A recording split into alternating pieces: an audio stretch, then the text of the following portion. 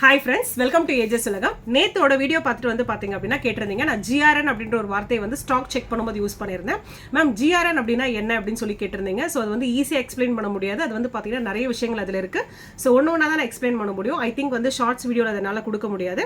அது ஒரு லாங் வீடியோவே கொடுக்குறேன். ஷார்ட்ஸில் எவ்வளோ தூரம் போதும் அது வரைக்கும் போட்டோம். அப்படியே போய் பார்த்தீங்க அப்படின்னா என்னோட யூடியூப் லிங்க்ல போய் பாருங்கள்.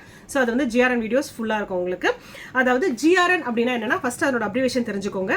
Goods received notes. அதை தான் வந்து பார்த்தீங்க அப்படின்னா ஜிஆர்என் அப்படின்னு நம்ம சொல்லுவோம்.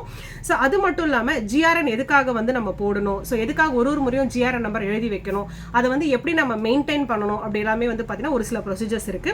எப்பயுமே வந்து பார்த்தீங்க அப்படின்னா நியூ ஸ்டாக்ஸ் உள்ள வரும்போது, அதாவது ஸ்டாக்ஸ் உள்ள வந்தது அப்படின்னாவே ஃபர்ஸ்ட் அதில் வந்திருக்க எல்லா பொருளையும் வந்து பார்த்தீங்கன்னா ஒன்று எடுத்து வச்சிருவோம் கவுண்ட் படி. அதை வந்து சிஸ்டம்ல ஏற்றிட்டு அதுக்கு வந்து பார்த்தீங்கன்னா ஜிஆர்என் நம்பர் அதாவது சேவ் பண்ணிட்டு அதை வந்து ஸ்கேன் பண்ணி சேவ் பண்ணிட்டு அதுக்கு ஒரு ஜிஆர்என் நம்பரை ஜென்ரேட் பண்ணுவோம். இப்போ வந்து பார்த்தீங்க அப்படின்னா நாம வந்து பில்லிங் ஸ்க்ரீனில் இருக்கும். எப்பயுமே வந்து பர்ச்சேஸ் என்ட்ரி போடணும் அப்படின்னா பர்ச்சேஸ் என்ட்ரியோட ஸ்க்ரீனுக்கு போய்க்கணும். ஸோ கண்ட்ரோல் பி எங்களோட இதில் வந்து பார்த்தீங்கன்னா பர்ச்சேஸ் என்ட்ரி ஸ்க்ரீனு.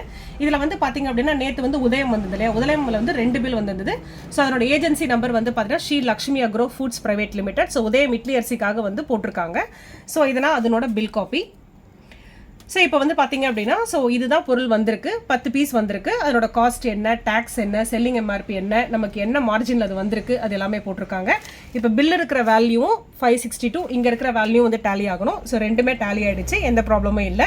இப்போ நான் என்ன பண்ண போகிறேன் அப்படின்னா இதை வந்து சேவ் பண்ண போகிறேன். எதுக்காக சேவ் பண்ண போகிறேன் அப்படின்னா, அதாவது இதுக்கு முன்னாடி வந்து பார்த்தீங்கன்னா இப்போ எக்ஸாம்பிள் லாஸ்ட் மந்த் நாங்கள் சப்ளை வாங்கியிருப்போம். லாஸ்ட் மந்த் சப்ளையில் வந்து இட்லி அரிசி வந்து ஒரு 20 பேக்கெட் வாங்கியிருப்பேன்னு வச்சுக்கோங்களேன். இப்போ போய் நான் ஸ்டாக் எவ்வளோ இருக்குது அப்படின்னு பார்த்தோன்னா ஸ்டாக் வந்து 0ல் காமிக்கும், இல்லை 1 பீஸ் 2 பீஸ் காமிக்கும்.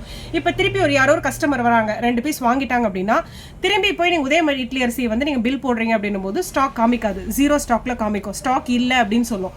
ஸோ இப்போ நான் புது ஸ்டாக் உள்ள வந்திருக்கு, இந்த ஸ்டாக்கை வந்து சிஸ்டம்குள்ள ஏற்றினா மட்டும்தான் வந்து பார்த்தீங்கன்னா திரும்பி அவங்க பில் போடும்போது ஸ்டாக் காமிக்கும், இல்லைனா ஸ்டாக் நாட் அவைலபிள், பொருள் இல்லை அப்படின்னு சொல்லி காமிக்கும். இப்போ இந்த 10 பீஸ் நான் என்ன பண்ண போறேன் அப்படின்னா சேவ் பண்ண போறேன். ஸோ F6 கொடுக்குறேன்.